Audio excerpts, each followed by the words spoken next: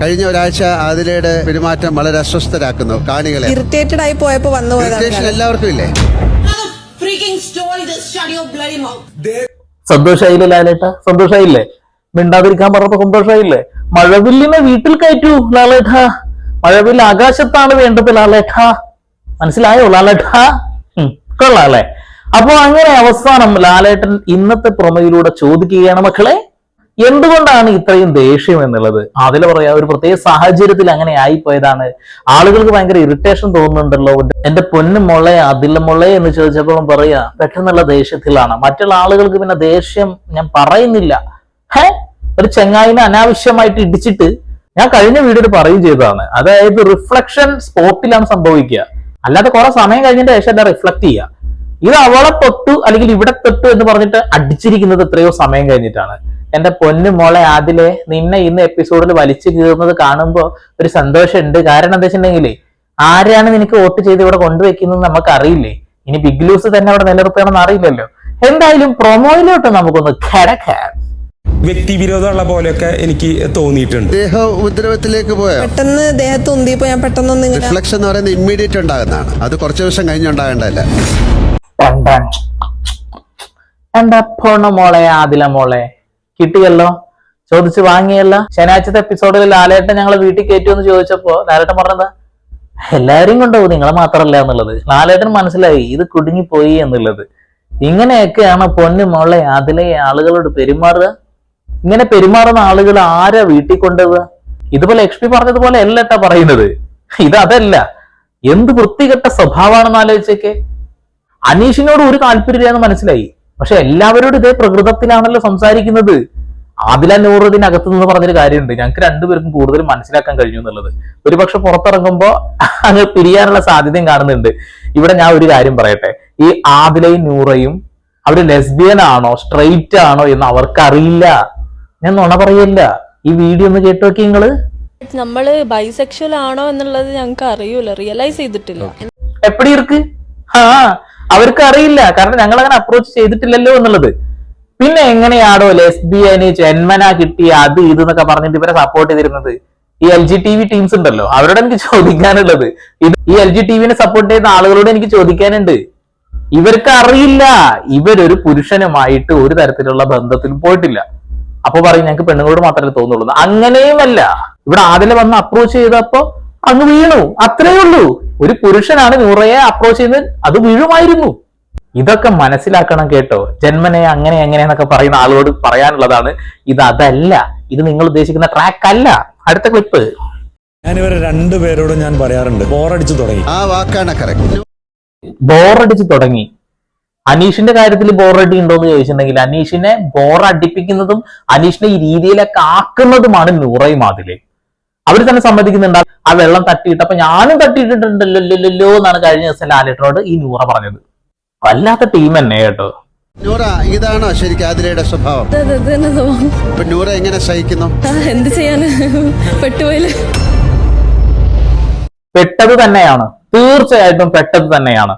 ആദില തന്നെയാണ് എല്ലാത്തിനും മുൻപന്തിയിൽ നിൽക്കുന്നത്. ആദില തന്നെയാണ് നൂറെ ഈ രീതിയിലേക്ക് കൊണ്ടുപോയത്. ആദില തന്നെയാണ് പ്രപ്പോസ് ചെയ്തിട്ട് ആ ഒരു പെൺകുട്ടിയെ തന്റെ ഫാമിലിയുടെ ഉള്ളിൽ നിന്നും അടർത്തിയെടുത്തത്. ഒരു തർക്ക കാര്യത്തിൽ വേണ്ട. എല്ലാ ഇന്റർവ്യൂകളും എടുത്തു നോക്കിക്കോ, അവരുടെ ചാനലിലെ വീഡിയോസ് എടുത്തു നോക്കിക്കോ, ബിഗ് ബോസ് എപ്പിസോഡുകൾ എടുത്തു നോക്കിക്കോ, എല്ലാം കൂട്ടി വായിക്കുമ്പോ അത് തന്നെ മനസ്സിലാക്കും. പറ്റിപ്പോയി, എന്ത് ചെയ്യാനാ, പെട്ടുപോയി എന്നുള്ളത്. നൂറ പെട്ടുപോയതാണ് എന്ന് ഇനി നിങ്ങൾ പറയുന്ന ആ വാക്കുകൾ ഉണ്ടല്ലോ, അത് അടിവരയിട്ട് വെച്ചോളൂ, അത് സത്യം തന്നെ ആയി മാറുന്നു എന്നുള്ളതാണ്. പെട്ടുപോയതാണ്. ഇനിയും LGTV സപ്പോർട്ടേഴ്സിനോട് എനിക്ക് ഒന്നേ പറയാനുള്ളൂ, they are not lesbians, they are confused. അവർക്കത് അറിയില്ല. ഒരു പുരുഷൻ ഞങ്ങൾ അപ്രോച്ച് ചെയ്തിട്ടില്ല. ഓക്കെ, എന്റെ പൊന്നു ലാലേട്ട, ഇപ്പോഴെങ്കിലും ഇങ്ങനെയൊക്കെ ചോദിക്കാൻ തോന്നുന്നുണ്ടല്ലോ, വലിയ സംഭവമാണ് കേട്ടോ ഇതൊക്കെ.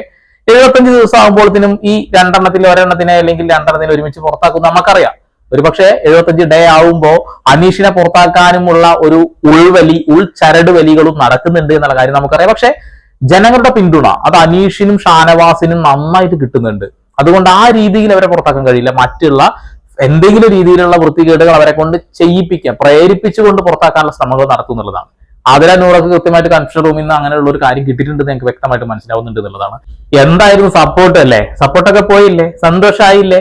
ഇത് തന്നെയാണ് ലാലേട്ട നിങ്ങളിൽ നിന്ന് ഞങ്ങൾ പ്രതീക്ഷിക്കുന്നത്. ഇങ്ങനെ ആങ്കറിങ് ചെയ്യണം. അവിടെ വളരെ മോശപ്പെട്ട രീതിയിൽ വളരെ ആംഗ്രി ആയിട്ട് തന്നെയാണ് നൂറ ആദില പ്രവർത്തിക്കുന്നത് എന്നുള്ളതാണ്. ഒരു കാര്യമില്ലാതെ ആളുകളുടെ നെഞ്ചത്തോട്ട് കയറേണ്ട കാര്യം എന്താണ് ആദിലക്കുള്ളത്? കിച്ചൺ ക്യാപ്റ്റനോ വെസൽ ക്യാപ്റ്റനോ പറയുന്ന കാര്യങ്ങൾ കേൾക്കേണ്ടത് അവരല്ലേ? അത് ചെയ്യാതെ അയാളെ മേത്ത് വെള്ളമൊഴിക്കേണ്ട കാര്യം എന്താ ഉള്ളത്? ഇത് അത് തന്നെ ലാലേട്ട, ഇത് അത് തന്നെ. ഓക്കെ, നമുക്ക് ഇനി അവരുടെ കുറച്ച് സ്വകാര്യ നിമിഷങ്ങളിൽ അവർ സംസാരിച്ച് പങ്കുവെച്ച യഥാർത്ഥ സ്വഭാവത്തിന്റെ സൂചനകളും അല്ല, സൂചനയുടെ ആവശ്യമൊന്നുമില്ല, നമുക്ക് കേൾക്കാം. അങ്ങനെ ചെയ്യണ്ട മേ ബി ചെയ്യണ്ടായിരുന്നു. ഒരാളുടെ പക്ഷെ ആ ഒരു personal സാധനം എടുത്ത് ഇതാക്കരുത്. തലങ്ങളുടെ പേഴ്സണൽ സാധനമല്ല. അത് പുതപ്പ്, തലക്കാണി, ഡ്രസ്സ് അതൊന്നും മനസ്സിലായില്ലല്ലോ. അത് ബേബി ചെയ്തത് നല്ലത്. പിച്ചുട്ടി ഞാൻ ചെയ്തതിനാർന്ന് എന്റെ ആ ഒരു ദേഷ്യത്തിന്റെ പുറത്ത് ഇവിടെ അയാൾ അപ്പോഴും കഴുകി തുടങ്ങി. ഞാൻ ചെയ്തതിനാർന്ന് നല്ല കാര്യമാണെന്നല്ല പറയുന്നത്. ദേഷ്യത്തിന്റെ ചെയ്യരുത് കേട്ടോ. എനിക്കറിയാം അത് നല്ലതല്ല. ദേഷ്യത്തിന്റെ പുറത്ത് ചെയ്തു പോവും. അത് കൺട്രോൾ ചെയ്യണം. ലാലേട്ടന് ദേഷ്യപ്പെടുന്ന ആൾക്കാരോടൊക്കെ എന്താ പറയാലെന്ന് എനിക്കറിയാലോ. പിന്നെ അല്ലേ, ഞങ്ങൾക്ക് അറിയുന്ന കാര്യല്ലേ. ഇവിടെ അയാളുടെ തലയിണയും പുറപ്പ് നീ വലിച്ചെറിഞ്ഞാൽ അയാളെ പേഴ്സണൽ സാധനങ്ങൾ വലിച്ചെറിഞ്ഞാൽ അത് അയാളെ സാധനമല്ലല്ലോ, അത് അയാളെ പേഴ്സണൽ സാധനമല്ലല്ലോ എന്നുള്ളത്. പിന്നെ അയാൾക്ക് തല വെക്കാൻ വേണ്ടിയിട്ട് ബിഗ് ബോസ് കൊടുത്തതല്ലേ, അത് അയാൾ ഉപയോഗിച്ചുകൊണ്ടിരിക്കുമ്പോൾ അയാളെ പേഴ്സണൽ അല്ലല്ലേ. എന്തുവാ ഇത്? ബിഗ് ബോസ് ഒരു ഷെഡ് കൊടുത്തിട്ടുണ്ടെന്ന് കരുതിക്കൊണ്ട് അത് അയാളെ പേഴ്സണൽ അല്ല എന്ന് പറഞ്ഞിട്ട് നമ്മൾ ആരെങ്കിലും തല ഇട്ടാണ് ഇല്ലല്ലോ. ഇതാണ് ഊളത്തരാണ്, ഊളത്തരം. അയാൾ ആ പാത്രം കഴുകാൻ പറഞ്ഞ് ഞാൻ ആ പാത്രം എങ്ങാനും കഴുകി കഴിഞ്ഞാൽ ഈഗോ അടിക്കും. അയാളത് പറഞ്ഞു നടക്കുന്നുള്ളത്. അയാൾ വെസൽ ക്യാപ്റ്റൻ ആയിരുന്നോ, അയാൾ പറഞ്ഞത് കേൾക്കേണ്ടത്. പിന്നെ നിങ്ങൾ ഊളത്തരം തന്നെ അല്ലേ? അത്രയും വലിയ മനുഷ്യനൊക്കെ പറയുന്നുണ്ട് we have to control ourselves. അത്രയും വലിയ മനുഷ്യനൊക്കെ പറയുന്നുണ്ടെങ്കിൽ we have to control ourselves. നിങ്ങൾക്ക് യാതൊരു കൺട്രോൾ ഇല്ല എന്ന് ഞങ്ങൾക്ക് വ്യക്തമായിട്ട് മനസ്സിലായിട്ടുണ്ട്. ഇനി അത് നിങ്ങൾക്ക് കൺട്രോൾ ചെയ്യാൻ പറ്റുമെങ്കിൽ അത് പുറത്ത് ഇരുന്ന് കൊണ്ട് കൺട്രോൾ ചെയ്യാൻ നല്ലത്. വെറുതെ വെറുപ്പിക്കല്ലേ, കിച്ചടിച്ച് പുറത്ത് പോ. അനീഷിനെ ചൊറിയല്ലേ വെറുതെ. അനീഷിനെ ചൊറിഞ്ഞ അയാള് അങ്ങ് ആൽമരം പോലെ പടർന്ന് പന്തലിക്കും. നിങ്ങള് അടിയിൽ ചോന്നുറുമ്പ് പോലെ അങ്ങ് ചുരുങ്ങിപ്പോവും, അത്ര തന്നെ. സൈലന്റ് ആയി നിൽക്കാനല്ല. എനിക്ക് മനസ്സിലായി പറയുന്നത്. വേറൊരു സംഗതി കൂടെ ഉണ്ടെന്നാ. ഇതിപ്പോ ഇനിയിപ്പോ ഇയാള് പറയുമ്പോ അപ്പൊ തന്നെ പാത്രം കഴിയുന്നത് കുറച്ച് ഇയാള് പറയാം ഞാൻ പറഞ്ഞപ്പോ എന്തായാലും ഞാൻ പറഞ്ഞപ്പോ തന്നെ ഒന്ന് കഴിക്കില്ലേ അയാള് പറയും. അതെനിക്കറിയാം, അയാൾ അങ്ങനത്തെ ഒരാളാണ്. അങ്ങനെ കൊടുക്കണ്ട. ഇയാളത്ര വൃത്തികെട്ടൊരു കളി കളിക്കുന്നത് എനിക്ക് അങ്ങനെ ടോളറേറ്റ് ചെയ്യാൻ പറ്റുന്നില്ല. വൃത്തികെട്ട കളിയായിട്ട് തോന്നുന്നുണ്ടെങ്കിൽ കിറ്റടിച്ച് പോയെന്റെ പൊന്ന ആദില. എന്തിനാണ് അതിന്റെ അടിയിൽ പോയിട്ട് ഇങ്ങനെ നിൽക്കുന്നത്? അയാൾ പറഞ്ഞത് കേൾക്കാൻ പറ്റില്ലെങ്കിൽ ഇറങ്ങിപ്പോണം. വെസൽ ടീമിൽ നിന്ന് ഇറങ്ങിപ്പോണം. നിങ്ങൾ വൃത്തികെട്ട പരിപാടി കാണിക്കാൻ നിങ്ങളാണ്. അയാളുടെ ജ്യൂസ് ഫാക്ടറി പോയിട്ട് അയാളെ തട്ടിയിട്ട് ആ മേശമ കയറി ഇരിക്കുക, അയാളെ വെള്ളം ഒഴിച്ചു കളയുക, അയാളെ നടുപ്പുറത്തേക്ക് വൈരാഗ്യ ബുദ്ധി കൊണ്ട് ഇടിക്കുക. ലാലേട്ടൻ വന്ന് ചോദിക്കുമ്പോഴാണ് നമ്മൾ വീണ്ടും മനസ്സിലാക്കുന്നത് ഇത് എപ്പിസോഡിൽ നിന്നൊക്കെ കട്ട് ചെയ്ത് കളഞ്ഞ സാധനമാണല്ലോ. ആ ഒരു സംഭവം സംഭവിച്ചിട്ട് കുറെ സമയത്തിന് ശേഷമാണ് അയാൾ ഇടിക്കുന്നത് എന്നുള്ളത്. അതായത് വൃത്തികേട് കാണിച്ചിട്ട് ഊളത്തരം പറയുന്നത്. ഇനി ലാലേട്ടൻ വീട്ടിൽ കയറ്റണം എന്ന് പറഞ്ഞ ആളുടെ സ്വഭാവം ലാലേട്ടൻ ഈ വീഡിയോ ഒന്ന് കാണണം കേട്ടോ. എന്തൊരു വീട്ടിൽ കയറ്റി പോലെ സംസാരിക്കാം. അപ്പൊ വേഗം എന്താദ്യം ചെയ്യാം. ഞാൻ പോസിറ്റീവ് ആയിട്ട് ഉമ്മാടെ ഒരു നേച്ചർ എനിക്ക് അറിയാം. ഓ ഞാൻ ചുമ്മിന്റെ അമ്മയുടെ നേച്ചർ എനിക്ക് വരിക. ഞാൻ എന്ത് ചെയ്യുന്നില്ല, ഞാൻ മൂത്തടിച്ചിട്ട് പുറത്തെടുക്കും.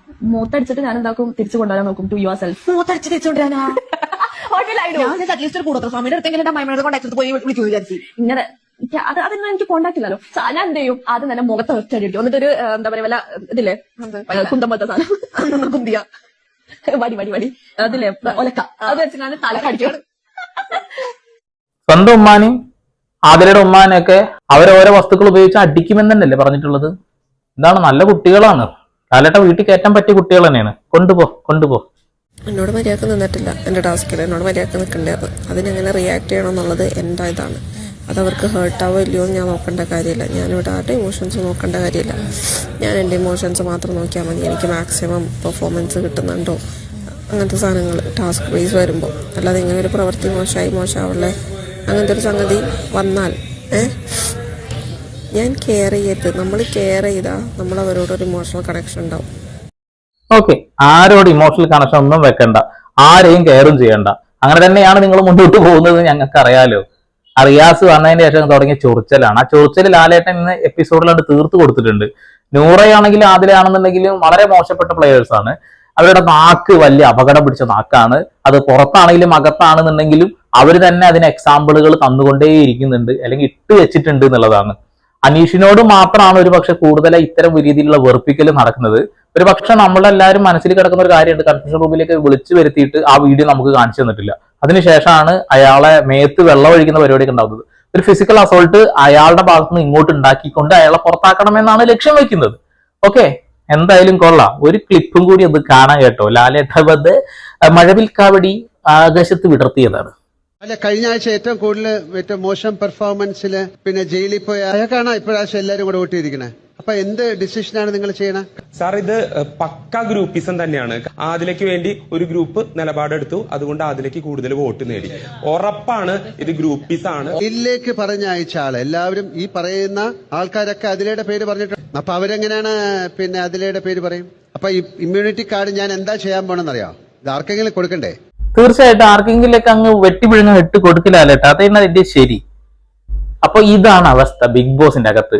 ഇവിടെ ആദില നൂറയുടെ വലയിൽ പെട്ട് കിടക്കുകയാണ് എന്ന്, പെട്ടുപോയി എന്ന് അവള് പറഞ്ഞത് അത് ജെനുവിൻ ആയിട്ട് തന്നെയാണ്. കാരണം ഇവരുടെ ഇന്റർവ്യൂകളിൽ തന്നെ വ്യക്തമായിട്ട് പറയുന്നുണ്ട്, നിങ്ങൾ ലെസ്ബിയൻ ആണോ സ്ട്രൈറ്റ് ആണോ എന്ന് ഞങ്ങൾക്ക് പോലും അറിയില്ല എന്നുള്ളത്.